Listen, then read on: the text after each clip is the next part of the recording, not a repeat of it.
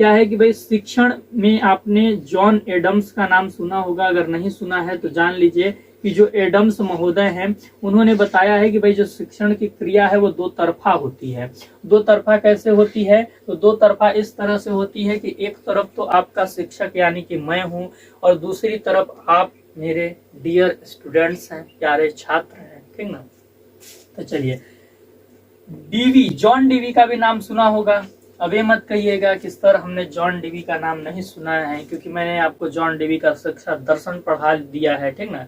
तो John Dewey महोदय क्या बोलते हैं कि भाई जो शिक्षण है वो तीन ध्रुवीय प्रक्रिया है, ट्राई पोलर प्रोसेस है, ठीक ना। तो तीन ध्रुवीय प्रक्रिया में कौन कौन आ जाएंगे? तो एक तो मैं आ जाऊंगा यानी कि आपका शिक्षक, दूसरा आप आ जाएंगे यानी मेरे डियर स्टूडेंट्स, और तीसरा करिकुलम यानी जिसे कि हम पाठ्यचर्या बोलते हैं, क्योंकि जो आपका एमएड एंट्रेंस का 10 यूनिट सिलेबस है मैं उसी के आधार पर टीचिंग कर रहा हूं।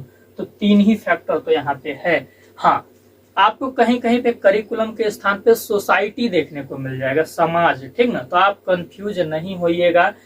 करिकुलम का निर्माण कौन करता है? तो आप बोलेंगे सर सोसाइटी ही करती है। सोसाइटी के ही तो मेंबर होते हैं, सोसाइटी से ही डेटा भी लिया जाता है कि भाई सोसाइटी की क्या नीड है, सोसाइटी क्या मांग रही है इस समय, तो उसी को देख के तो करिकुलम का निर्माण किया जाता है। तो करिकुलम हो, सोसाइटी हो, कंफ्यूज नहीं होना है, ठीक है।